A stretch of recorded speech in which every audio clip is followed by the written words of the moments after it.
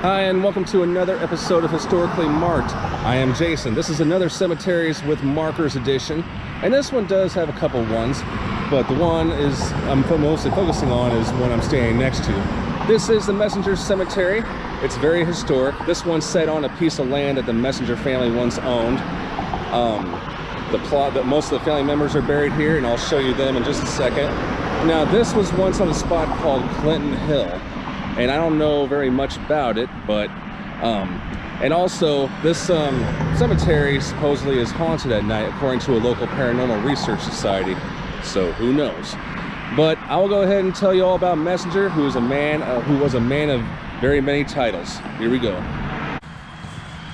Here is the marker that was erected by the Illinois State Historical Society as well as the St. Clair County Historical Society in 1981. Okay, John Messenger lived from 1771 to 1846. He received a formal education in New England before settling on the Illinois frontier in 1802. After serving as St. Clair County Surveyor, he was appointed Deputy United States Surveyor and platted much of the government land between the Illinois and Mississippi rivers. In 1835, he produced the first map of Illinois based on the official United States Survey.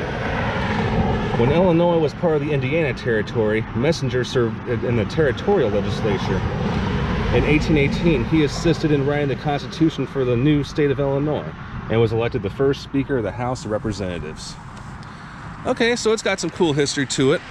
In addition to what is mentioned on here on this marker, there have been other titles that Messenger was given, like he was the postmaster of Clinton Hill in 1809, which, as we all know, is the birth year of Abraham Lincoln.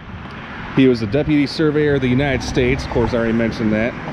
He was also the delegate to the first state constitutional convention in 1818. And of course that same year, as it says on there, he of course drew the maps for Illinois and was a co-author in the Constitution of Illinois. And by the way, he only served one term, and that was enough for him. That was a term of 2 years in the Illinois State General Assembly. Later on, 1827, he was a pioneer teacher at Rock Springs Seminary. And he didn't stop there. In 1832, he served in the Black Hawk War. So yes, you can definitely say Messenger was a man of many achievements. In front of the cemetery is a schoolhouse that was designed and built by Messenger in the 1840s. I'm not really entirely sure exactly when, but he built this for the children, and as I mentioned, he was the pioneer teacher at Rock Springs Seminary. Now, this wasn't always here. I forget exactly what location it was at, but it was relocated here on the day of December 8th, 2012, or 2012. It's going to give you a little shot of the front here, and obviously we're not going to be able to go in.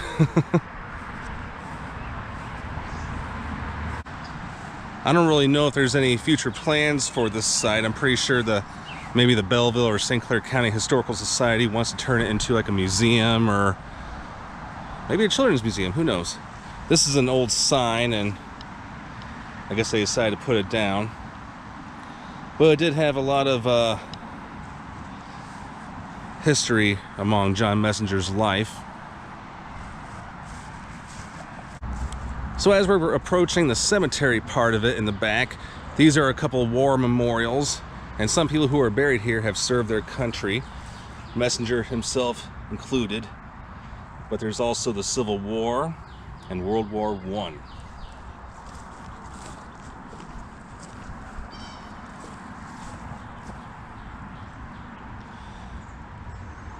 And just the back of it.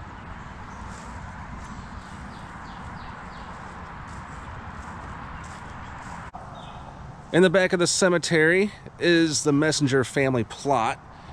On the gate, and by the way, I can go in here if I want to, but today I'm not going to.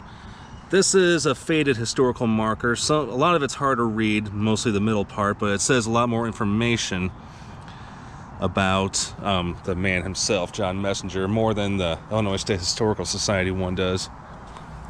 That big stone right there, that is the daughter, Amanda's. We'll get to her in a second. And below me, that's John Messenger, the first Speaker of the House of Illinois, as well as his wife, Anne. And on those plaques, it says John is the son of a Revolutionary soldier, as well as his wife, Anne.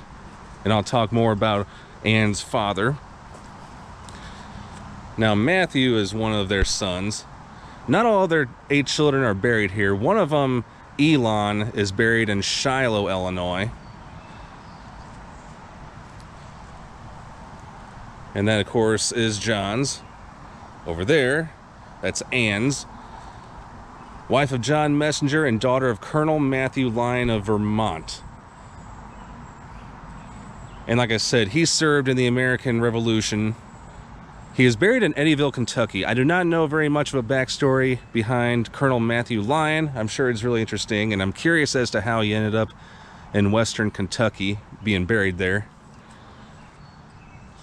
Another one of their children, Pamela Ann. And this right here is the final resting place for their daughter Amanda.